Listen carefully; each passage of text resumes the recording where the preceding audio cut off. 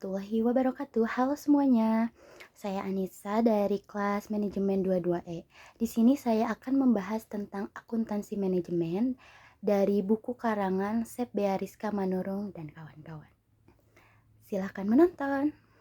Akuntansi manajemen merupakan salah satu bidang ilmu akuntansi yang memberikan suatu informasi kepada pihak internal suatu entitas bisnis dalam sebuah pengambilan keputusan. Akuntansi manajemen ini pada awalnya hanya berfokus pada penentuan biaya dan memaksimalkan laba saja. Namun seiring dengan perkembangannya zaman, akuntansi manajemen ini dituntut untuk melakukan berbagai penyesuaian terhadap praktik dalam bisnis. Nah, tujuan dari bab ini yaitu untuk memberikan pemahaman tentang sejarah singkat tentang akuntansi manajemen, peranan akuntansi manajemen, tujuan dari akuntansi manajemen, serta fungsi dari akuntansi manajemen. Nah, sekarang saya akan membahas sejarah singkat tentang akuntansi manajemen. Berubahnya lingkungan ekonomi dalam perusahaan tentunya menyebabkan berubahnya lingkungan bisnis dan sistem akuntansi manajemennya. Dengan adanya perkembangan ini, akuntansi manajemen tradisional itu tidak lagi dipergunakan. Sistem akuntansi kontemporer yang berorientasi pada perolehan data melalui kepuasan pelanggan yang saat ini telah digunakan. Kutipan tersebut dijelaskan oleh Purwanti dan Darsono pada tahun 2013. Pada abad ke-20, prosedur perhitungan biaya produk dan akuntansi manajemen itu dikembangkan antara tahun 1880 sampai tahun 1925. Sebelum tahun 1914, banyak sekali perkembangan yang awalnya hanya menekankan pada perhitungan biaya produk, menelusuri tingkat laba perusahaan ke tiap produk, dan menggunakan informasi ini sebagai pengambilan keputusan yang strategis. Seiring dengan munculnya pendekatan perhitungan biaya persediaan pada tahun 1925, penekanan pada perhitungan biaya produk mulai ditinggalkan. Pengalokasian biaya manufaktur menjadi biaya persediaan dilaporkan kepada pengguna eksternal laporan keuangan perusahaan, sehingga laporan keuangan menjadi kekuatan yang mendesain sistem akuntansi biaya.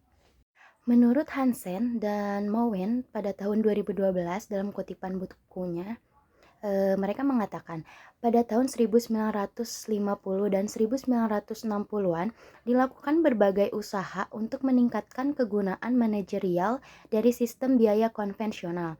Nah, praktik-praktik akuntansi manajemen tradisional itu sudah tidak mampu lagi memenuhi kebutuhan manajerial pada tahun 1980 dan tahun 1990-an. Sistem akuntansi manajemen dinyatakan telah usang dan tidak berguna. Perhitungan biaya produk dan sumber daya yang akurat dibutuhkan untuk para manajer agar dapat meningkatkan kualitas dan produktivitasnya dan mampu mengurangi biaya. Dengan adanya kelemahan sistem akuntansi manajemen tradisional, banyak sekali usaha yang dilakukan dalam mengembangkan sistem akuntansi manajemen yang baru, dan dapat memenuhi kebutuhan lingkungan ekonomi pada saat ini. Sekarang saya akan membahas tentang peran akuntansi manajemen. Apa sih peran akuntansi manajemen itu? Nah, salah satu peran pendukung dalam suatu organisasi adalah peranan akuntan manajemen. Seorang akuntan manajemen itu akan bertanggung jawab membantu orang-orang untuk melaksanakan tujuan dasar dari suatu organisasi. Posisi yang bertanggung jawab langsung pada tujuan dasar organisasi itu disebut dengan posisi lini atau line position. Dan sebaliknya, posisi yang tidak bertanggung jawab langsung terhadap tujuan dasar organisasi disebut dengan posisi staff atau staff position. Selain manajer lini, peranan akuntan manajemen lainnya adalah sebagai controller, yaitu yang bertugas sebagai kepala bagian akuntansi dan mengawasi semua departemen akuntansi. Peranan controller sangat penting dalam suatu organisasi itu, sehingga controller itu dianggap sebagai anggota dan manajemen puncak dan diikutsertakan dalam perencanaan, pengendalian, serta pengambilan keputusan. Sedangkan menurut Hilton dan Platt pada tahun 2016, peranan akuntansi manajemen dalam perusahaan itu terbagi ke dalam 4 bagian. Yang pertama perannya yaitu menyediakan informasi untuk pengambilan keputusan bagi manajer. Yang kedua, membantu manajer dalam mengendalikan operasi perusahaan. Yang ketiga, memotivasi semua sumber daya manusia dalam perusahaan untuk mencapai tujuannya. Dan yang terakhir yaitu yang keempat, yaitu untuk mengukur kinerja departemen dan pimpinan dalam organisasi perusahaan. Dalam melaksanakan peranannya, seorang akuntan manajemen itu harus meningkatkan pengetahuan dan profesinya sehingga metode-metode yang diterapkan dalam perusahaan itu harus up to date. Nah, sekarang adalah tujuan dari akuntansi manajemen. Tujuan utama dari sistem akuntansi manajemen itu ada 3.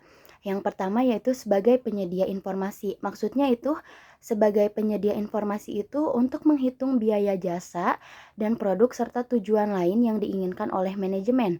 Yang kedua sebagai penyedia informasi dalam perencanaan, pengendalian, dan juga evaluasi. Dan yang terakhir yaitu penyedia informasi dalam pengambilan keputusan.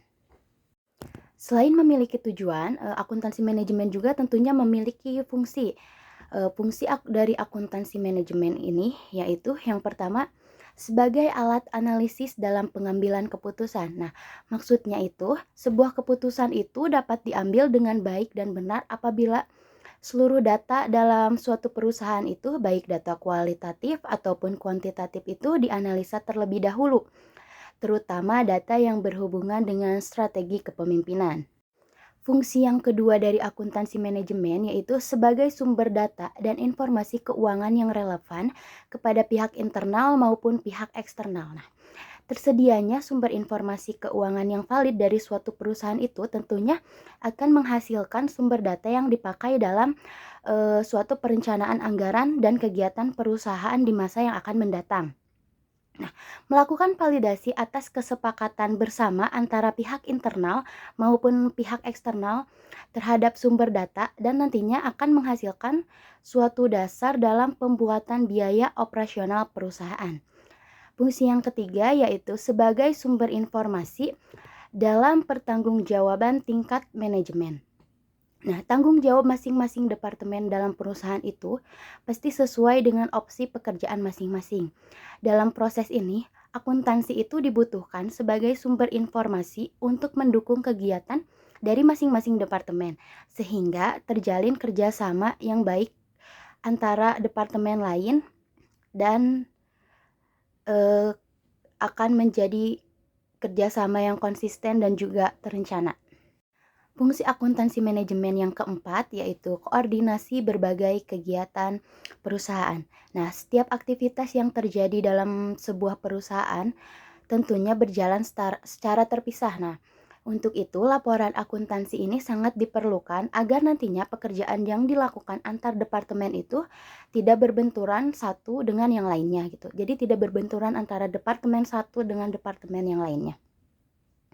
Fungsi yang kelima yaitu sebagai arsip audit.